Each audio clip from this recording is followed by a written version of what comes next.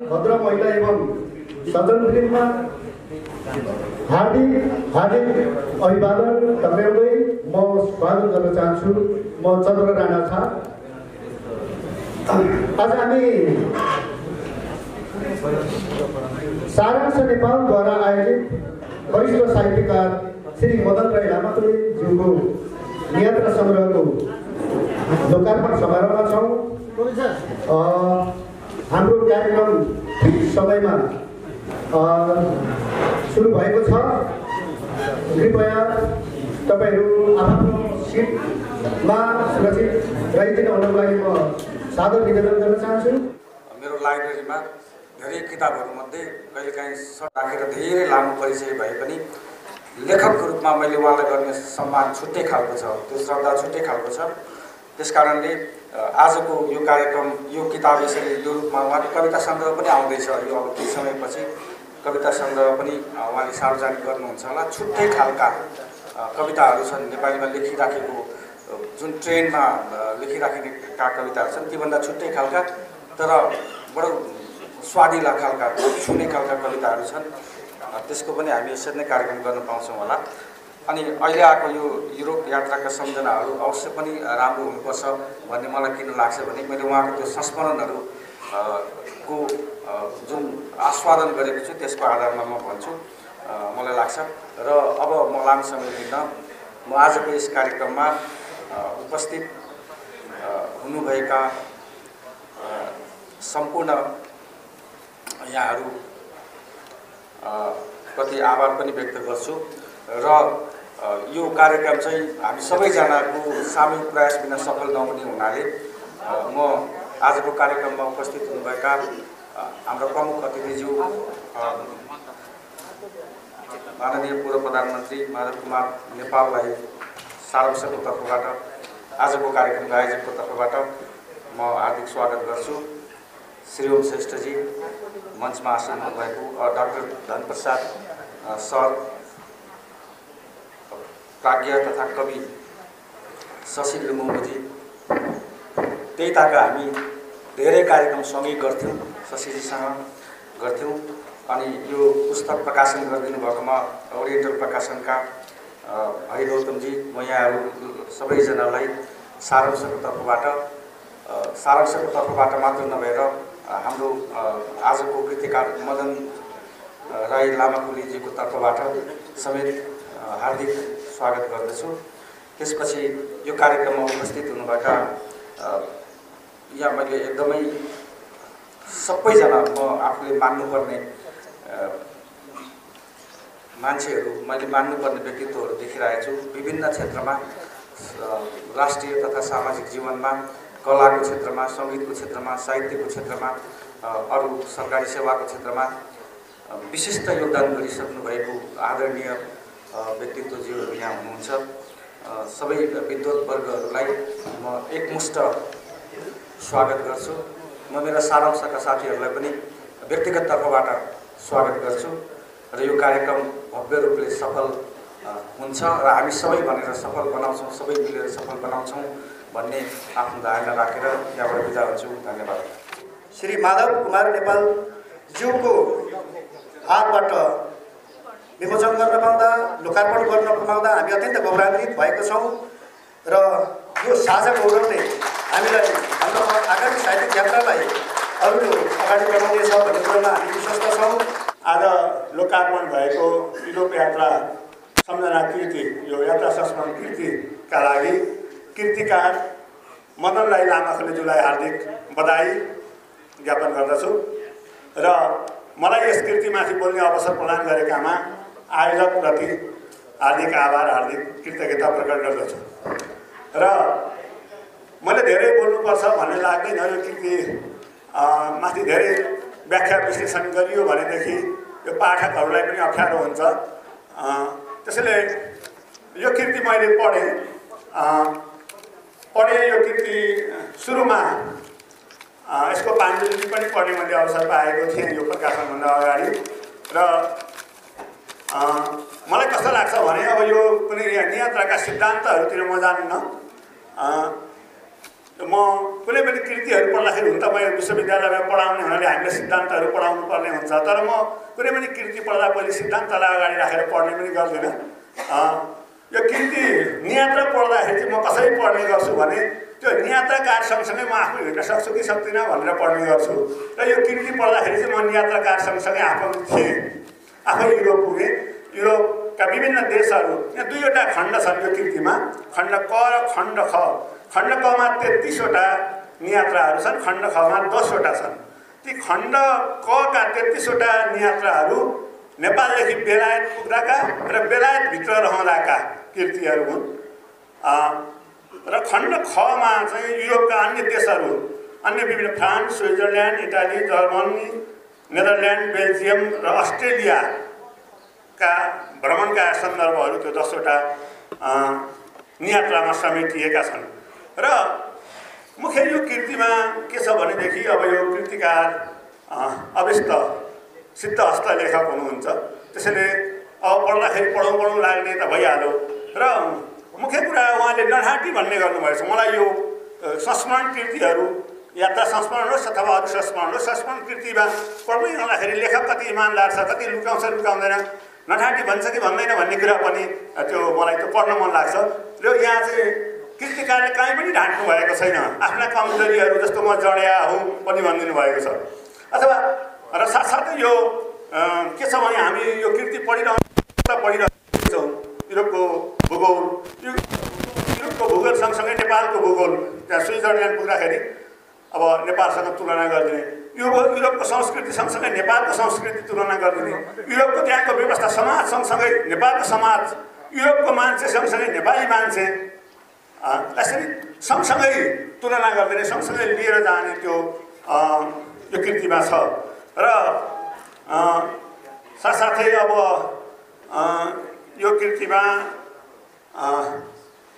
यहाँ भूमिका पनि छ, जय छाङछाको भूमिका, नेपालको एकजना प्रसिद्ध नियात्राकार साहित्यकार जय छाङछाको भूमिका छ।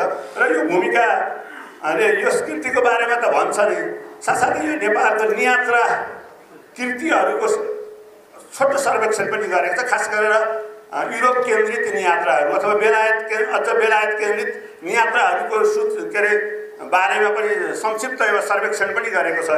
त्यो पनि यस कृतिभित्र समेटिएको अर्को महत्त्वपूर्ण पक्ष हो भन्ने मलाई लाग्छ।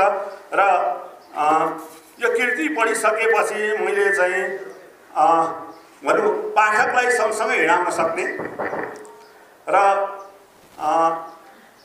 त्यो मैले पढिरहँदा कस्तो लाग्यो भने खास गरेर बेलायतमा अर्को नेपाल रहेछ भन्ने मैले चाहिँ बुझेँ। यो कृतिबाट त्यो बुझिन्छ, बेलायतमा अर्को नेपाल छ, नेपालीहरू बेलायतमा छन् र नेपालमा जे गरिन्छ, नेपालको सांस्कृतिक कार्यक्रमहरू त्यहाँहरू हुने गर्छन्, विभिन्न संस्कृति साहित्यिक कार्यक्रमहरू हुने गर्छन्, वनभोजहरू हुने गर्छन्, यात्राहरू त हुने भइहाल्यो। र मूलत यहाँ प्रमुख अतिथि अन्य अतिथिहरू धेरै हुनुहुन्छ र मूलत के छ भने यो एउटा सफल कृति हो, नेपाली नियात्रा कृतिहरूको सूचीमा एउटा सफल नियात्रा कृति हो। र यो कृति एकदम पाठकको लागि सूचनामूलक पनि छ, तथ्यहरू पनि छन्, अनुभूतिहरू पनि छन् र विचार लेखकका आफ्ना विचारहरू पनि छन्, कल्पनाहरू पनि छन्, वर्तमान र भविष्यप्रतिको कृति पनि छ। भूत भनौँ त्रिकालदर्शी भन्छौँ हामी, त्यो इतिहास पनि छ, वर्तमान पनि छ र भोलितिरको एउटा सङ्केत पनि छ र एउटा उत्कृष्ट कृति उहाँले प्रकाशित गर्नुभएको छ। अब यो भाषाको हिसाबले अब यो सल्लाह यो हामी कहाँ चाहिँ कस्तो छ भने यो मैले यो पाठ्यपुस्तक लेखनको काम गर्दाखेरि त्यो पाठ्यपुस्तक लेखिसकेपछि पाठकहरू, शिक्षकहरू अनि त्यो पाठ्यक्रम विकासका कर्मचारी सबैले के भन्थ्यो भने अनि त्यो नियात्रा चाहिँ तपाईँले छान्दाखेरि चाहिँ घर घसियाको उकालो काट्दा चाहिँ छानिनु भए हुन्थ्यो भनौँ, त्यो घन घसियाको उकालो बाहेक अरू नियात्रै छैन। त्यो पहिले स्कुलमा पढेको प्रभाव थियो, तर मैले त्यहाँ भने गर्छु होइन, थुप्रै नियात्रा कृति घन घसियाको आफ्नो ठाउँमा उत्कृष्ट छ, तर त्यस्ता थुप्रै घन घसियाका उकाला काट्दाका नियात्राहरू नेपाली साहित्यमा छन्, ठुल्ठुला कृति छन्, हामीले पढ्न बाँकी छ भन्ने कुरा हो। यहाँ हामी कहाँ पनि त्यो एउटा पठन संस्कृति अब त्यो अलिक चर्चा भयो भने त्यो बाहिर आयो भने पढ्ने होला, हामीले त्यो भित्र गएर पढेका छौँ, थुप्रै नियात्रा कृतिहरू आइरहेका छन्। त्यस्ता उत्कृष्ट कृतिहरूमध्ये यो युरोप यात्राका सम्झनाहरू कृति पनि आएको छ र मदन राई लामाखोलेलाई यसका लागि हार्दिक बधाई दिन्छु। मैले अघि पनि भने यसको म धेरै यो सिरपुछ यसको व्याख्या विश्लेषण गर्दिनँ। एउटा मैले खोजेअनुसार चाहिँ यात्रा कृतिमा जे हुनुपर्ने हो त्यो छ। हामी यो कृति पढिसकेपछि युरोप का मुख्य देशहरू मैले अघि भने बेलायत लगायतका देशहरूमा हामी स्वयं पुग्छौँ, त्यहाँको संस्कृति थाहा पाउँछौँ, त्यहाँको जीवन थाहा पाउँछौँ र साथसाथै हामी तुलना गर्न सक्छौँ। यति भन्दै म मलाई फेरि पुनः बधाई दिँदै मैले छोटकरीमा आफ्नो भनाइ अन्त्य गर्छु। धन्यवाद, नमस्कार, अभिवादन। यो पुस्तकमाथि समालोचक डाक्टर साहबले आफ्नो मन्तव्य राखिसकेपछि म समालोचक होइन, संस्मरणमा रुचि राख्ने मान्छे हुँ, यात्रामा रुचि राख्ने मान्छे हुँ। त्यसैले म लेखकीय आफ्नो धारणा राख्छु।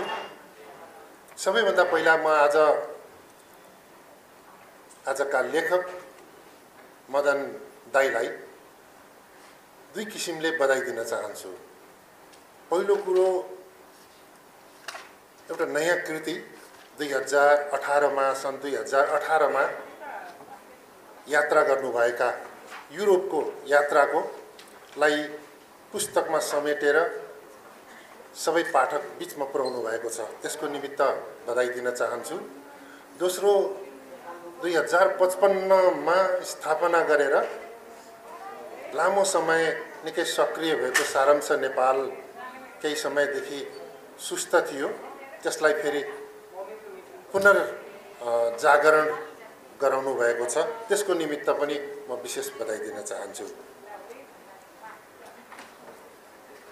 मदन दाई कवि हुनुहुन्छ, त्यसो त नेपाली साहित्यमा जुनसुकै विधामा स्थापित स्रष्टाहरूको साहित्यको लेखनको प्रारम्भ कविताबाटै भएको छ। त्यसको अर्थ कविता लेख्न सजिलो भएर सुरुवात गर्ने होइन, त्यो जीवनमा एउटा उद्वेग आउँदो रहेछ, के कहाँबाट व्यक्त गरौँ, कसरी व्यक्त गरौँ। अहिले जस्तो फेसबुक, ट्विटर, इन्स्टाग्राम नभएको बेलामा लेख्ने त के त भन्दा कवितै हो।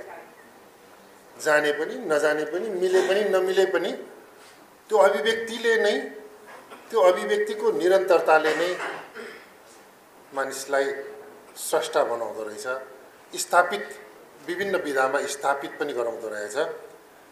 मदन दाई 2048 सालमै कविता सङ्ग्रह निकालिसक्नु भएको एउटा कवि र पछि 2067 सालमा गएर उहाँले नबिर्सिएका सम्झनाहरू निकाल्नुभयो। त्यसको ठिक 10 वर्षपछि आज युरोप यात्राका सम्झनाहरू। यो संयोग कस्तो पनि परेको छ भने एउटा यात्रा संस्मरण निकालिसकेको 1 दशकपछि अर्को निस्केको छ, तर पुस्तकको शीर्षक आधा-आधी उस्तै छ। सम्झनाहरूलाई उहाँले बिर्सनु भएको छैन। सम्झनाहरूमा उहाँको एउटा मोह देखिएको छ। यो अर्को इमान्दारिता अघि धनप्रसाद सरले भन्नुभयो, उहाँले यसलाई नियात्रा भन्नुभएको छैन, यात्रा संस्मरण भन्नुभएको छ। यो यात्रा संस्मरण 2026 सालदेखि नियात्रा नामाकरण भएपछि जहिले पनि त्यही सन्दर्भ उठ्छ। बेलायततिर बरालिँदा बालकृष्ण पोखरेल सरले जन्माउनु भएको शब्द त्यही नै आइरहन्थ्यो, तर जसको यात्रामा पनि, यात्रा विवरण पनि राम्रोसँग नभएकाहरूले धेरै किताबहरूमा नियात्रा भनेर लेख्ने गरेको छ।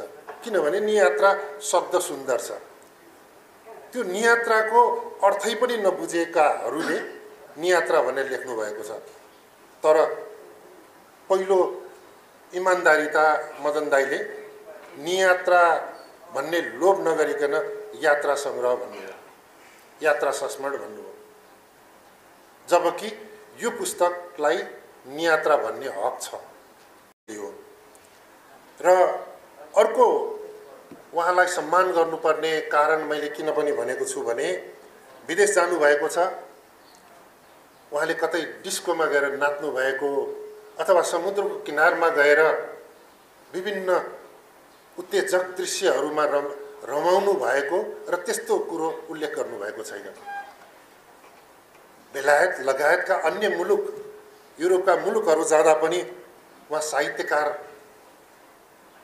भाषा, साहित्य, कला र संस्कृतिसँग धेरै निकट हुनुभएको छ र त्यहीसँग सम्बन्धित हुनुहुन्छ। बेलायत पुगेर पनि साकेला नाच्न पुग्नुहुन्छ। बेलायतमा पुगेर संसारभरिका कस्ता कस्ता फिल्म हेर्न पाउनुहुन्थ्यो होला, तर नेपाली फिल्म हेर्नुहुन्छ। त्यहाँ भएको बेलायतमा नेपाली स्रष्टाहरूले गरेको साहित्यिक कार्यक्रमको मा सहभागी बन्न जानुहुन्छ। मतलब उहाँको त्यो आएको कुरो बेलायतमा त धेरै कुरो देखिन्छ नि। नेपालभन्दा फरक किसिमको विकास देखिन्छ, विकृति देखिन्छ, विनाश देखिन्छ, धेरै कुरो देखिन्छ। नेपालमा बसेको मान्छेले बेलायत गएर पुग्दाखेरि ती कुरो नगइकन उहाँको नेपाली भाषा, नेपाली संस्कृति, नेपाली परम्परा र आफ्नोपनप्रति बढी रमाउनु भएको छ र त्यही कुरालाई दिनुभएको छ। धन्यवाद उद्घोषकज्यू। यो कार्यक्रमका अध्यक्ष श्री जय खम्चाज्यू, प्रमुख अतिथि पूर्व प्रधानमन्त्री श्री माननीय माधव कुमार नेपालज्यू, भर्खरै आफ्नो सारगर्भित बनाइराखेर जानुभयो शिरोमजी, हरिगौतमजी, यो पुस्तकको प्रकाशित गरिदिनु भएकोमा हरिगौतमजीलाई धन्यवाद दिन चाहन्छु। डाक्टर सुवेदीजी, प्राज्ञ लोबोजी,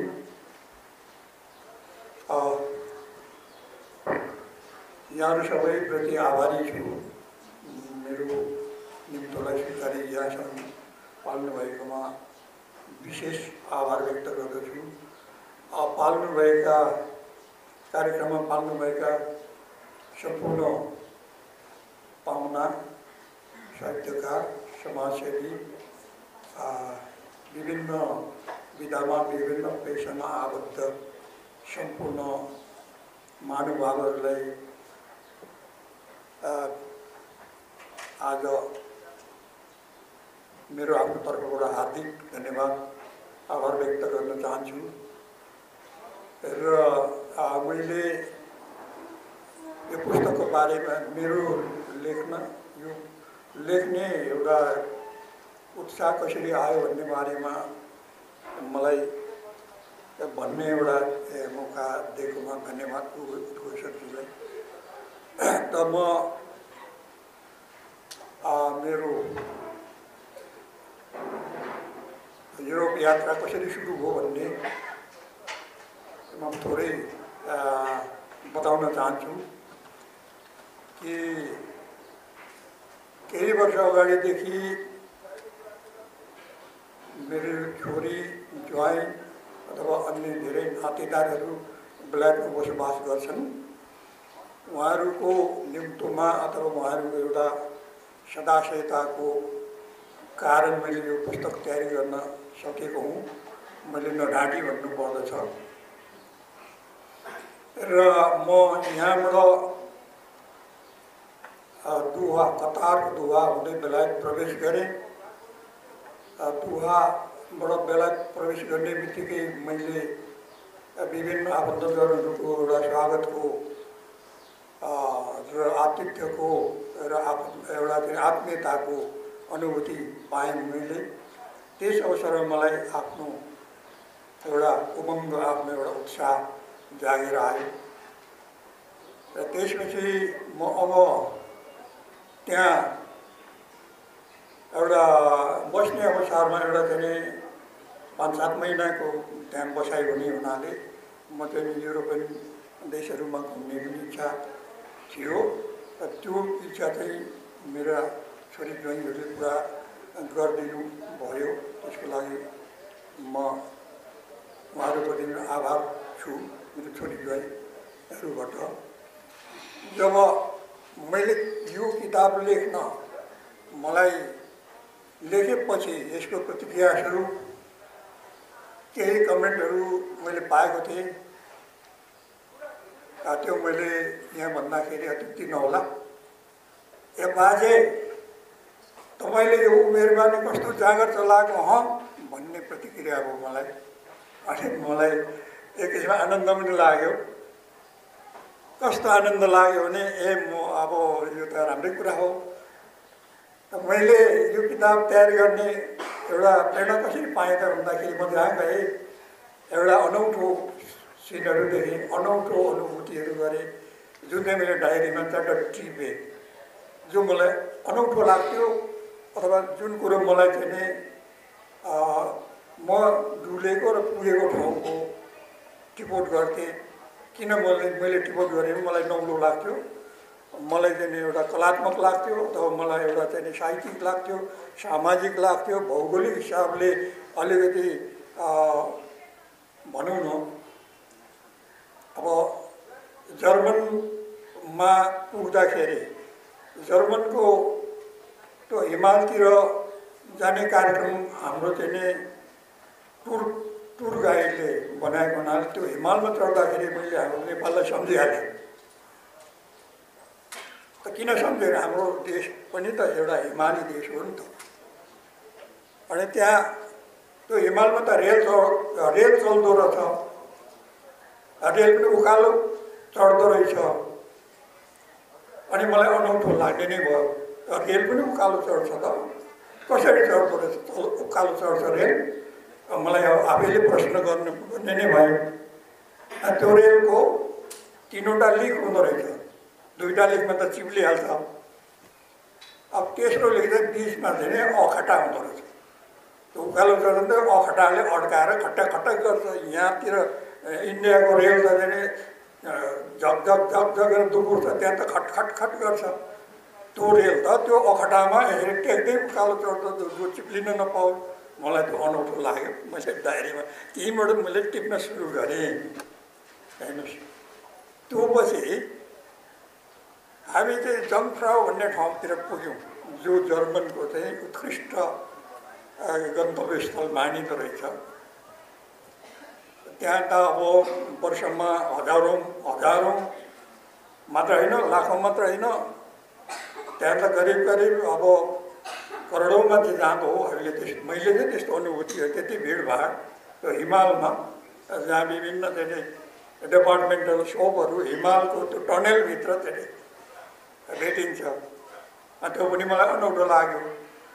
अनि त्यो चाहिँ आइसको त्यो हिउँको चाहिँ टनेलहरू छ, हिउँको चाहिँ घरहरू छ, हिउँको चाहिँ स्ट्याचुहरू छ। विभिन्न चाहिँ के अरे प्रसिद्ध कलाकार व्यक्तिहरूको अथवा विद्वानहरूको अथवा चाहिँ प्रसिद्ध मान्छेहरूको स्ट्याचु पनि राखिएको छ, हरेक छ। त्यो पनि अनौठो लाग्यो। त्यसलाई यसो सोधिखोजी गर्दाखेरि एउटा इटालियन एउटा चाहिँ व्यापारीले त्यो परिकल्पना गरेको 1890-93 छेउछाउमा परिकल्पना गरेको रहेछ। त्यो हिमाललाई किन व्यापारमा परिणत नगर्ने भन्ने एडल्फ जेलर भन्ने एकजना बहुत चतुर, बहुत चलाक व्यापारीले त्यो चाहिँ परिकल्पना गरेर मान्छे चाहिँ इटालियन मुलको तर जर्मनमा उसले चाहिँ त्यो एउटा सायद त्यो अवस्थामा बुट प्रथा अनुसार भनौँ न साझेदारीको अवधारणा ल्याएर उसले चाहिँ सदनबाट पनि पारित गरेर त्यहाँ चाहिँ सुरु गर्यो। 30 वर्षमा तयारी गर्यो। तर सो मान्छे पछि चाहिँ चिसोले निमोनिया भएर उसको मृत्यु भयो। त्यो हिसाबले अब त्यहाँ त्यो अनौठो कुरा मैले टिपोट गरेको थिएँ, त्यो कुरा अलिकति लेखेको छु। त्यस्तै अब हामी इटालीतिर प्रवेश गऱ्यौँ। हाम्रो चाहिँ नि 52 जनाको 4 महादेशको 52 जनाको टोली थियौँ। हामी एसियन मान्छेहरू 4 जना मात्रै थियौँ। 1 जना इन्डियन बहिनी हुनुहुन्थ्यो कमला, 5 जना मान्छे थियौँ। अरू 4 महादेशको मान्छेहरू 52 जना त्यो ट्रिपमा थियौँ। हामी चाहिँ प्याकेज टुरमा गएको थियौँ। हामीले इटाली प्रवेश गर्दा निकै दुःख भयो। जामहरू त्यहाँको चाहिँ यातायातको कठिनाइहरू निकै भोग्नु पर्यो। अनि हाम्रो टुर गाइडले चाहिँ हाम्रो प्याकेज अन्तर्गत त्यो ढल्केको बाङ्गिएको पिसा भन्ने ठाउँमा एउटा ढल्केको टावर रहेछ। त्यो टावर हेर्नलाई चाहिँ लाखौँ मान्छेहरू आउँदो रहेछ, एकदम टाढा।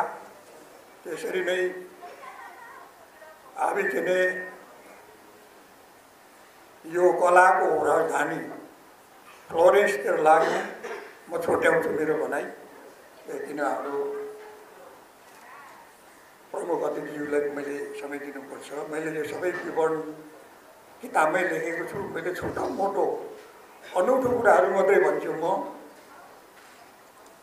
फ्लोरेन्समा गएर हामीले चाहिँ जो विश्व प्रसिद्ध कलाकृतिहरू प्रसिद्ध छन् त्यहाँ चाहिँ भ्रमण गऱ्यौँ। त्यहाँको रोचक घटनाहरू मैले मेरो पुस्तकमा वर्णन गरेको छु। पढ्नुभयो भने तपाईँलाई आनन्दै आउँछ भन्ने मलाई लागेको छ। अब त्यसपछि हामी इटालीबाट हामी चाहिँ उता लाग्यौँ। यो इन्सब्रुक भन्ने चाहिँ अस्ट्रिया भन्ने एउटा भूपरिवेष्टित देश, युरोपको भूपरिवेष्टित देश हो, जो हाम्रो नेपालको भूगोलसँग करिब मिल्दोजुल्दो रहेछ। र इनखोलाको बाटो, इनखोलै खोला भन्ने मैले शीर्षक राख्नु खोजेँ, मेरो किताबमा राख्न खोजेको थिएँ। हाम्रो चाहिँ जयजीले विरोध गर्नुभयो। अनि मैले इनखोलै खोलाको यात्रा भन्ने राखिनँ मैले जयजीको सल्लाहमा। इनखोला कस्तो रहेछ भने अब त्यो लाइफ लाइन भन्छ नि, जीवनको लाइफ लाइन भनेको के हो? अब हाम्रो धमनी हो कि देशको लाइफ लाइन भनेको एउटा खोला पनि हुँदो रहेछ। जस्तो गङ्गा भने इन्डियाको लाइफ लाइन हो होइन। अब छिन नदी भनेको चाहिँ जर्मनको लाइफ लाइन हो। त्यस्तै चाहिँ इनखोला, नदी, रिभर भन्ने चाहिँ अस्ट्रियाको लाइफ लाइन। अब इटलीबाट इनखोलै खोला हामी जाँदा चाहिँ के अरे एउटा अनौठो ठाउँ, जो चाहिँ त्यो खोलै खोलाको यात्रालाई मैले दाँजे हाम्रो अरुण नदीको खोलै खोला अथवा अरुण भ्यालीसँग पनि मैले कम्पेयर गरेँ, अथवा त्रिशुलीको कुरिन्टारसँग त्रिशुली खोलै खोलाको बाटो पनि मैले तुलना गरेँ। किनभने म लेख्दाखेरि त्यो ठाउँमा हेर्दा डुल्दाखेरि जहिले पनि म नेपाल सम्झिँदो रहेछु। किन होला? सायद म गाउँको एउटा चाहिँ किराँतीको छोरा, गाउँको एउटा चाहिँ भैँसी हेरेर हुर्केको मान्छे, त्यही भएर होला म चाहिँ त्यो भ्रमण गर्दाखेरि नेपाल नै सम्झिने। अनि एउटा डाँडा देख्यो, नेपालको एउटा डाँडा तुलना गर्ने। त्यस्तै नेपालको जस्तै भूगोल, नेपालको जस्तै हिमाल, त्यस्तै चाहिँ नि हाम्रो अरुण नदीको जस्तो टारहरू, सुर्ती टार, खोर्सानी टार, मछुवा टार भने जस्तै त्यो खोलाहरूको त्यो टारहरूमा जैतुनको खेती, अङ्गुरको खेती हराभरा मजाले। अनि त्यो मैले नेपाल सम्झेँ। त्यो सम्झेको बापत टिपोट गरेको एउटा चाहिँ नि यो प्रारूप चाहिँ यो पुस्तक हो। त्यसपछि अब म छोट्याउँछु। त्यसपछि यता जर्मनतिर लाग्यौँ। सांस्कृतिक यसको चाहिँ नि अलिकति ऊ पनि शिवमजी डाक्टर साहबले चाहिँ अलिकति भन्नुभयो है। हो, जर्मनतिर लाग्दाखेरि हामी पहिले कुरो यता बोनभन्दा अगाडि के अरे उसमा के भन्छ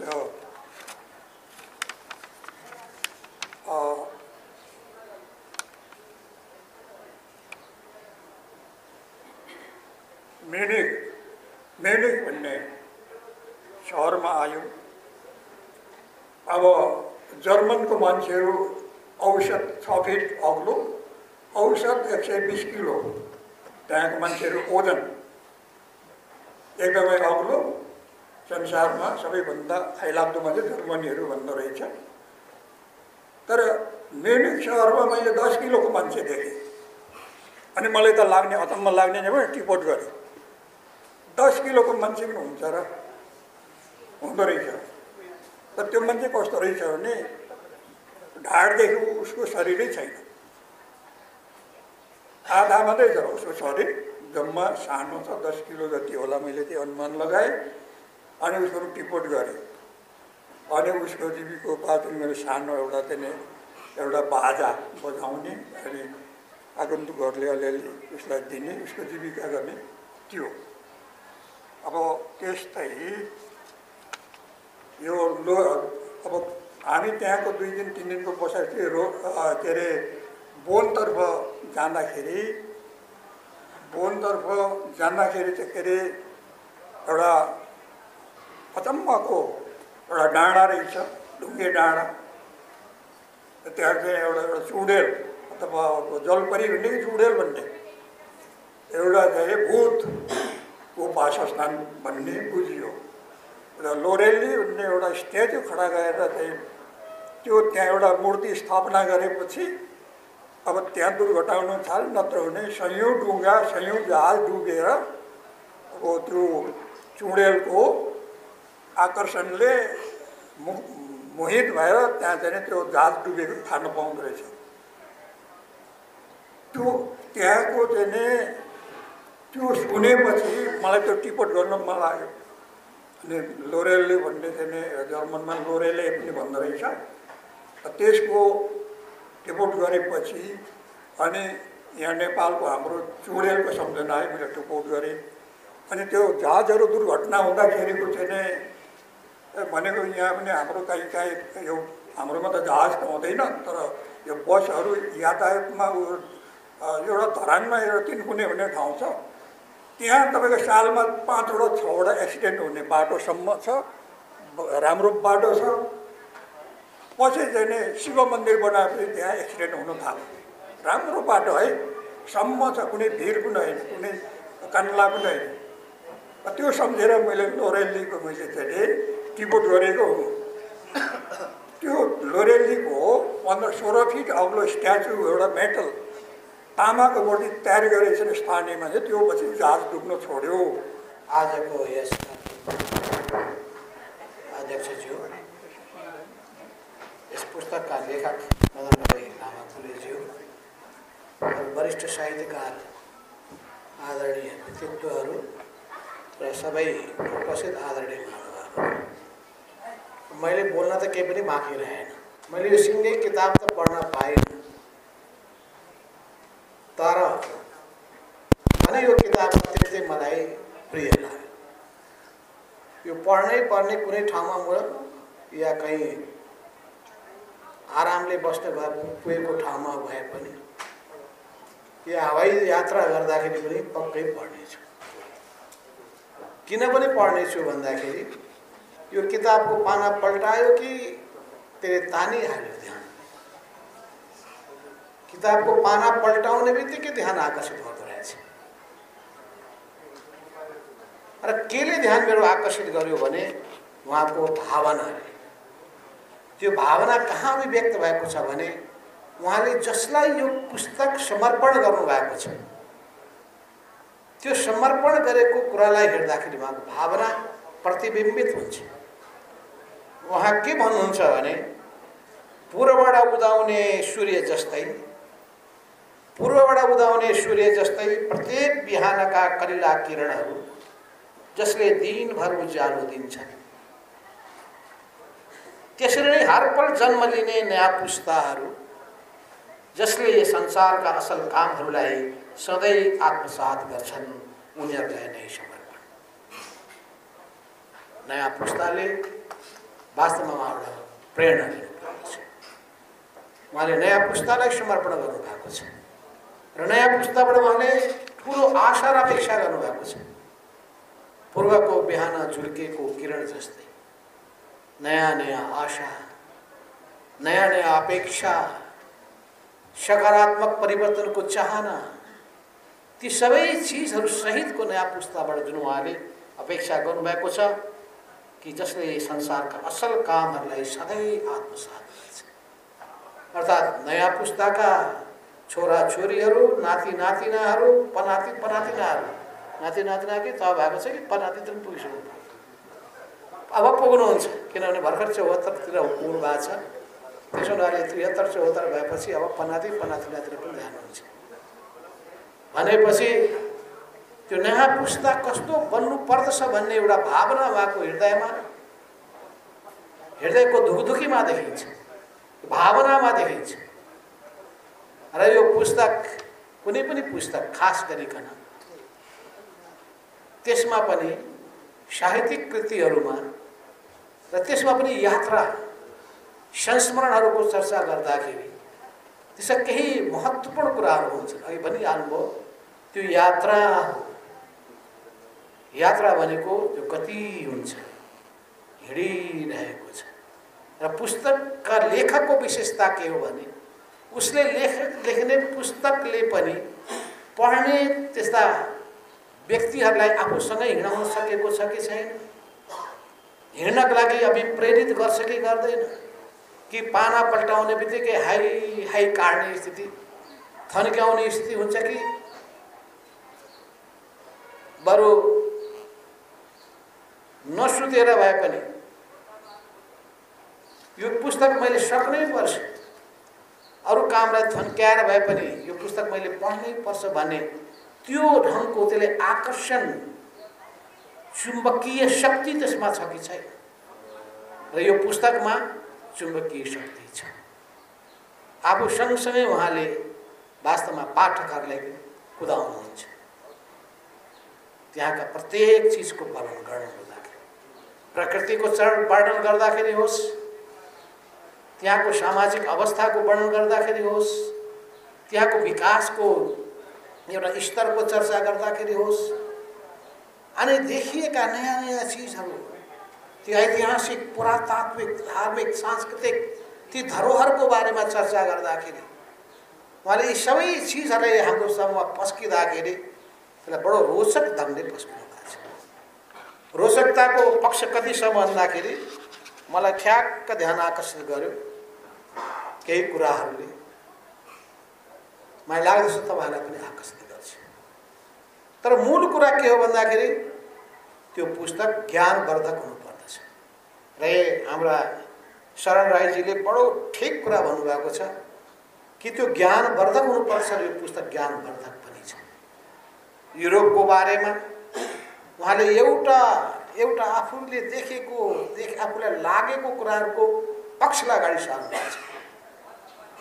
अरूले त्यो पक्षलाई नदेखेका हुन सक्दछन्, किन आफ्नो नजर हुँदो रहेछ, आफ्नो कोण हुँदो रहेछ, आफ्नो ध्यान हुँदो रहेछ। यो ध्यान पनि कस्तो हुँदो रहेछ भन्दाखेरि त्यही चिजलाई हेरिरहेको छु म, एउटा कुराको कल्पना गर्दछु, त्यही चिज अर्कोले हेर्दछ, अर्कै कुराको कल्पना गर्दछ। त कल्पनाको सागरमा डुबुल्की मार्ने कुरा पनि हुँदो रहेछ। जस्तो ज्ञानको सागरमा हामी डुबुल्की मार्दछौँ, कल्पनाको पनि हामी सागरमा डुबुल्की मार्दछौँ, या कल्पनाको आकाश गङ्गामा पनि हामी विचरण गर्छौँ। अब सागरमा डुबुल्की मार्ने हो कि आकाशमा विचरण गर्ने हो, त्यो व्यक्तिमाथि भर पर्छ। कुनै अवस्थामा हामी यथार्थतामा हिँडिरहेका हुन्छौँ, बगिरहेका हुन्छौँ। कहिलेकाहीँ हामी भावनामा तरङ्गित भएर उडिरहेका हुन्छौँ, परिकल्पना गरिरहेका हुन्छौँ। यो दुईटैको सम्मिश्रण पनि हुन सक्दछ। तर यो बढी यथार्थवादी छ। युरोपीय समाजको विभिन्न पक्षको उहाँले चित्रण गर्नुभएको छ र यसमा ज्ञान प्रदान गर्ने हिसाबले पनि छ र प्रेरणादायी पनि छ। कतिपय कुराहरूको प्रेरणा अहिले दिने गर्दछ र प्रस्तुति त कति रोचक छ भन्दाखेरि म त झन्डै यति आनन्द लाग्यो मलाई उहाँले लेखेको कुरा। मुसा भगाउ कार्यक्रम, भोक लागेछ उहाँलाई, मुसा भगाउ कार्यक्रम अन्तर्गत कतिखेर ल्याउँछ खाजा, कतिखेर ल्याउँछ खानाबाट एयरप्लेनमा उहाँ बस्दाखेरि भोकले हत्तु भइसकिया छ। ल्याउँछ कि ल्याउँदैन, कुरिया छ। अनि भन्दाखेरि प्रस्तुति पनि कति रोचक छ। मुसा भगाउ, हामी चाहिँ पेटमा मुसा कुद्दैछ भने उहाँ मुसा भगाउ अभियानै सुरु गर्नुभएको छ। बहुत राम्रो, बडो मिठो लाग्यो शब्दको प्रयोग। अघि पनि आइसकेको छ चर्चा। उहाँले भन्नुभएको छ वास्तवमा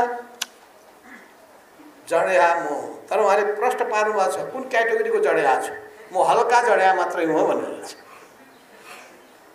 हल्का जडेहा, त्यसो भए मलाई 100 पेग अलिकता थपिदिए हुन्थ्यो, तर थप्दैनन्, गर्नु के? मागौँ नदियो भने भिजे त आफ्नै बेइज्जत। उहाँले अझै लेख्नु भएन, यो नेपालीले फेरि मागेछ। यहाँ पनि नेपालमा आएको भएको भए जाँडै माग्दैछ कि क्या हो भन्ने थियो होला। तर जे भए पनि उहाँले कस्तो हुँदो रहेछ आफ्नो यथार्थतालाई बडो इमान्दारिताका साथमा प्रस्तुत गर्नुभएको छ। इमान्दारिता एउटा महत्त्वपूर्ण पक्ष र त्यसले के सन्देश दिन्छ? यहाँ मैले देखेँ उहाँले उल्लेख गर्नुभएको एउटा पक्ष पनि छ। त्यहाँ नेपालको एयरपोर्टमा प्रवेश गर्दाखेरि एउटा कुरा सोद्धाखेरि सिपाहीको उहाँले चर्चा गर्नुभएको छ। त्यो सिपाही जो जनताको सेवक हुनुपर्ने हो, एकचोटि मुस्कान प्रहरीको रूपमा पनि चर्चा भएको थियो। त्यो मोबाइल खेलाएर बसिरहेको छ, मतलबै गर्दैन, बोल्दाखेरि पनि बन्दैन, जवाब दिँदैन। तर उहाँले खालि चर्चा मात्रै गर्नुभयो, त्यसमा धेरै टिप्पणी गर्नुभएको छैन। एउटा गर्नुभएको छ नेपाली सभ्यता र संस्कार नै यस्तै हो, के गरौँ भन्दै भएको छ। तर सँगसँगै फेरि अर्को चर्चा पनि त्यहाँले उहाँले गर्नुभएको छ। त्यही नेपाली जब दोहाको एयरपोर्टमा जब फेला पर्छ, उसले कति आदर भावका साथ, आत्मीयताका साथ त्यो उसमा के भन्छ, मोटर कि के भन्छ त्यसलाई, बगीमा लिएर जान्छ, ठाउँमा पुर्याउँछ र एक किसिमबाट भावना व्यक्त गर्दछ। यो पनि नेपाली हो, ऊ पनि नेपाली हो। देशभित्रको नेपाली यस्तो छ, विदेशमा गएको नेपाली त्यस्तो छ। यो नेपाली घरमा बस्दाखेरि वरको सिनको पर सार्दैन, खाएको थाल पनि त्यहाँ भान्सामा पुर्याउँदैन, लिने भान्साको भात थप्नु पर्यो भने पनि कराउँछ आमालाई। विदेशमा गइसकेपछि त्यहाँको मरुभूमिमा जम्मै भारी बोक्ने काम पनि गर्दछ। त्यहाँ भारी बोक्ने काम गर्दा उसलाई लाज शरम हुँदैन। यहाँ घरमा अलिकता यसो आमालाई बुवालाई सहयोग गरौँ भन्दाखेरि उसलाई लाज हुन्छ। यहाँ तल खसेको कुनै फोहोर छ भने उठाउने उसलाई जाँगर चल्दैन। विदेशमा गइसकेपछि त्यो फ्लोर सफा गर्ने काममा जुटिरहेको हुन्छ। त्यसो हुनाले हामी नेपालीहरू वास्तवमा हाम्रा राम्रा पक्षहरू पनि छन्। ती राम्रा पक्षको आफ्नै हामीले चर्चा गर्नुपर्छ, गौरव बोध पनि गर्नुपर्दछ। तर हाम्रा कतिपय नराम्रा पक्षहरू पनि छन्, जसको बारेमा हामीले सचेत हुनुपर्दछ र सचेत गर्नुपर्दछ। किन हामी सुन्दर समाज बनाउन चाहन्छौँ, राम्रा मानिसहरू सृजना गर्न चाहन्छौँ र मानिसहरू यत्तिकै सृजना हुँदैनन्, सृजना गर्नु पर्दो रहेछ। त्यो सृजना हुन्छन् कसरी? त्यो परिवारले जन्मदेखि नै उसले जस्तो संस्कार सिकायो, जस्तो बानी व्यवहार सिकायो, बाबुआमा सधैँ झगडा गर्ने हो भने छोराछोरी पनि झगडालु हुन पुग्छ। बाबुआमा माया प्रीतिका साथ बस्यो भने त्यसको प्रभाव छोराछोरीमा पनि पर्छ। सधैँ कसकस गरेर हप्काउन मात्रै थाल्यो भने ऊ पनि विद्रोही हुन पुग्ने स्थिति बन्छ। त्यसमा परिवारबाट सुरु हुन्छ अनि विद्यालयको परिवेशले असर पार्दछ। शिक्षकले कस्तो ज्ञान, कस्तो चेतना दिन्छन् र कस्तो घटनाको संस्कार सिकाउँछन् त्यसमा प्रभाव पर्दछ। यी दुईटैले मात्र होइन, समाज कस्तो छ, सामाजिक परिवेश कस्तो छ त्यसले पनि त्यतिकै भूमिका खेल्दछ। त्यसैले यो सिङ्गो सन्दर्भमा नै समाजको परिवर्तन गर्नुपर्ने र परिवर्तन गर्दाखेरि राम्रो संस्कारको हामीले उदाहरण अगाडि सार्नुपर्ने हुन्छ। यसमा साहित्यकारहरूको भूमिका अत्यन्तै महत्त्वपूर्ण छ। व्यथितिहरूको चिरफार गरेर बताइदिने, राम्रा पक्षको विश्लेषण गरेर अगाडि सार्ने र पोजिटिभ सकारात्मक उदाहरणहरूको उच्च प्रशंसा गर्दै जाने र नराम्रा चिजहरूलाई हामीले त्याज्य चिज हो त्यसलाई स्वीकार गर्न हुँदैन, प्रोत्साहित गर्न हुँदैन भनेर त्यसलाई निरुत्साहित गर्ने र त्यसलाई समाप्त पार्ने दिशामा साहित्यको ठुलो भूमिका हुन्छ। यस अर्थमा चाहे त्यो यात्रा निबन्धको कुरा होस्, चाहे कविता विधाको कुरा होस्, चाहे अरू कुनै विषय केन्द्रित त्यस्ता रचनाहरूको कुरा होस् या संस्मरणहरू प्रस्तुत गर्ने कुराको सन्दर्भमा होस्, यी सबै चिजहरू मान्छेले कसरी पर्सिभ गर्छ, कसरी त्यसलाई ग्रहण गर्दछ उसमाथि भर पर्दछ। तर मानिसमा कस्तो चिजको प्रभाव पर्छ भन्ने कुरा भन्दा पनि कस्तो प्रभाव पार्ने दिशामा हामीले उत्प्रेरित गर्नुपर्छ भन्ने कुरामा फेरि राजनीतिले भूमिका खेल्दछ। त्यहाँ राज्यको भूमिका हुने गर्दछ। राज्यलाई त्यो दिशामा अघि बढ्नका लागि फेरि पनि साहित्यले नै भूमिका खेल्दछ। घुमिफिरिकन सबैको बिचको जुन सम्बन्ध छ बडो अनुन्यासित अन्तर सम्बन्धित पनि छ र जति सुन्दर समाज भयो, जति राम्रो देश भयो, त्यति नै हाम्रो शिर गौरवले ठाडो हुन्छ, गौरवान्वित हुन्छौँ। संसारका सामु शिर ठाडो पारेर हामी उभिन सक्दछौँ। एउटा संसारमा जुनसुकै देशमा एउटा नेपालीको मान सम्मान बढ्यो भने त्यसबाट हामीलाई अत्यन्तै आफूले सम्मानित भएको महसुस हुन्छ। यस अर्थमा वास्तवमा संसारका विभिन्न देशहरूको बारेमा हामीले जानकारी प्राप्त गर्नुपर्ने आवश्यकता पर्छ र त्यो देशले कसरी आफ्नो इतिहासलाई धरोहरलाई जोगाएर बचाएर राखेको हुन्छ।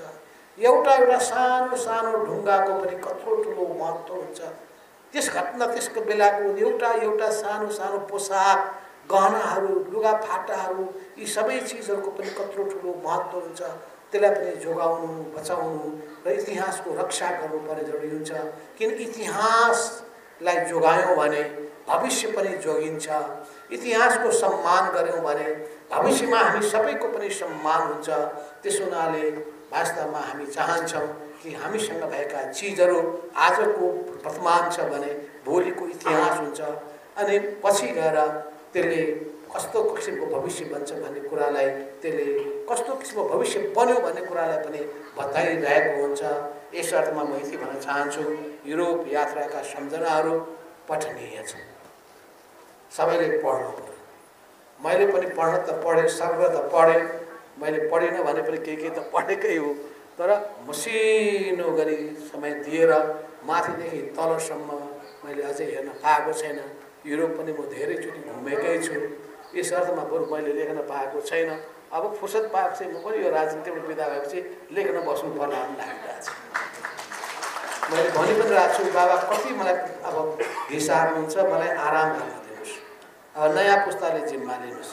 हुँदैन यस्तो चुनौतीको बेलामा भागेर हुन्छ भन्छन्, नगरौँ भने डरायो, भाग्यो, हेर त हिम्मत छैन भन्नुहोस्। कस्तो संसार! अनि उभियो भने घेर त छोड्नै मन लागेको छैन, हिरिक्क भएको छ। यो संसारै त्यस्तै छ। यो संसार त बुझिन सक्नु चाहिँ हिम्मत छ भन्यो भने कस्तो कस्तो खालको रहेछ, होइन छैन भन्यो भने कस्तो गाह्रो छ। कहाँ त देख्यो यता चुनौती आयो, भाग्यो, मैदान छोडेर हिँड्यो भनिदिएको छ। त्यसो हुनाले कुरा के छ भन्दाखेरि चुनौतीको सामना गर्ने। मैले एउटा आज बिहान एउटा कविता म पढ्दै थिएँ। त्यो कविता नेपालीमा नभएको हुनाले म पढ्दिनँ, तर हाम्रो बच्चनको कविता कति एकदम प्रेरणादायी हुने गर्दछ। हाम्रो नेपाली साहित्यकारहरूको पनि 101 कविताहरू अत्यन्तै प्रेरणादायी छन्। म सबैको यहाँ चर्चा गर्न चाहन्न, किनभने तिनै चिजहरू त्यही जगमा उभिएर हामी आज यहाँ आइपुगेका छौँ। भोलि अझ हामीले अगाडि बढ्नुपर्नेछ। यो देशलाई सुन्दर बनाउनु पर्नेछ, यो देशलाई समृद्ध बनाउनु पर्नेछ। नेपाली जनताको अनुहारमा मिठो मुस्कान हामीले ल्याउनु पर्नेछ। सबै नेपालीहरूको चाहना भावनाहरू परिपूर्ति गर्नुपर्नेछ। समाजमा रहेका सबै खालका विषमताहरूबाट हामीले मुक्ति प्राप्त गर्नुपर्नेछ र नेपाली देश, नेपाल राष्ट्रप्रति गौरवबोध गर्ने स्थिति बनाउनुपर्छ। चाहिँ पुर्खाले आर्जेको यो सम्पत्ति भनेर मात्र पुग्दैन, हामी यो नयाँ पुस्ताले अगाडि बढाएको यो धरती यो ठाउँमा पुग्यो पनि भन्नु पर्दछ। नेपालीहरूको बेग्लै संसारमा मान छ, सम्मान छ र मैले देखेको छु सबै कोही पनि कुनै पनि देश सबै चिजमा अत्यन्तै उत्कृष्ट हुँदैन, तर कुनै देशहरूको एउटा खास विशेषता हुन्छ। त्यो विशेषता नै त्यसको गौरवको अभिवृद्धिको आधार हुने गर्दछ। यस अर्थमा नेपालको पनि आफ्नै कीर्ति छ, संसारमा आफ्नै पहिचान छ। त्यो पहिचान विभिन्न देशमा तपाईँ जानुभयो भने नेपाललाई बेग्लै बेग्लै कोणबाट बुझिरहेका हुन्छन्, हेरिरहेका हुन्छन्। तर यसका बावजुद पनि नेपालीहरूको हृदय अत्यन्तै राम्रो छ, असल छ, असल हुन्, इमान्दार हुन्, उनीहरू कर्तव्यनिष्ठहरू छन् र उनीहरू आफ्नो जिम्मेवारी बोध उनीहरूको भावनाबाट चल्दछन् र यो नेपालीहरूमा आँट छ, साहस छ र समाजलाई परिवर्तन गर्ने सङ्कल्प छ। त्यही सङ्कल्पको आधारमा इतिहास सृजना गर्दै उनीहरू अगाडि बढिरहेका छन् भनेर हामीले एउटा दिएका छौँ संसारलाई हामीले सन्देश। त्यो सन्देश दिँदै सकारात्मक दिशामा हामी सबै अगाडि बढौँ र यस युरोप यात्राका सम्झनाहरू हाम्रो मदन राई लामा कोलेजीले जुन लेख्नु भएको छ, पहिलेको पनि किताब छ भने मलाई पठाइदिनु होला। नबिर्सिएका सम्झनाहरू जापानको सन्दर्भमा रहेछ, अरू कहाँ भन्नुभयो भारतको सन्दर्भमा रहेछ। भनेपछि भारत र जापानको सन्दर्भमाथि लेखिएका वा अरू देशसँग पनि जोडिएका कुरा छन् भने त्योले झन् ज्यादा ती ठाउँहरूमा जाँदाखेरि पनि त्यसले पनि अझै ज्यादा हामीलाई पनि प्रेरित गर्न सक्नेछ। यस अर्थमा यो किताब पढ्ने कुरा मेरो पनि रुचि भएकै मान्छे पढेँ। म पनि फास्ट रिडर। पहिले हामी त ऱ्यापिड रिडर भन्थ्यौँ। हामी स्कुलमा पढ्ने बेलामा ऱ्यापिड रिडिङ भन्ने कोर्स एउटा हुने गर्थ्यो। ऱ्यापिड रिडिङ भनेपछि कसले छिटो पढ्न सक्दछ। अङ्ग्रेजी पढेका छन् छिटो, नेपाली पढेका छ भने छिटो, अनि छिटो जसले पढ्यो सबभन्दा बढी नम्बर ल्याउने। अहिले छैन क्या ऱ्यापिड रिडिङ कोर्स, पहिले हुने गर्दथे। अनि त्यसपछि अर्को हुन्छ धेरै लामो पनि भन्न सक्नुहुन्छ तपाईँ, छोटकरीमा पनि भन्न सक्नुहुन्छ। त्यही कुरालाई तपाईँ लामो गन्थन गर्ने कि ठ्याक्क कुरालाई ल्याउने, यसलाई समराइजेसन भन्छन्, निचोड निकालेर भन्ने भन्छन्। यस अर्थमा वास्तवमा यो लेखन कलाको आफ्नै विशेषता हुन्छ। यो बडो राम्रो पुस्तक छ, पढ्ने लायक छ। हाम्रो यसमा यो पुस्तक लेख्ने मात्रै भन्यो भने फेरि छाप्ने पनि कुरा गर्नु पर्यो। छाप्नेले मात्रै हो भने यत्रो विधि यस पुस्तकमा तपाईँहरूले विवेचना गर्नुभएको छ। विवेचना गर्नेहरूको पनि सन्दर्भ मैले भन्नु पर्यो। तपाईँहरू जसले यहाँ विवेचना गर्नुभएको छ, आफ्नो टिप्पणीहरू लेख्नु भएको छ, उहाँहरू सबैलाई मेहनत गरेर यस बारेमा तपाईँले ध्यान दिनुभएकोमा र यसले लेखकलाई पनि उत्प्रेरित गर्ने काममा भूमिका खेल्नु भएकोमा तपाईँहरू सबैलाई धेरै धेरै धन्यवाद दिँदै म आफ्नो भनाइ यहीँ टुङ्ग्याउँछु। महत्त्वपूर्ण मन्तव्यको लागि एकदम हार्दिक आभार व्यक्त गर्न चाहन्छु। म आजका प्रमुख अतिथि माननीय पूर्व प्रधानमन्त्री श्री माधव कुमार नेपाल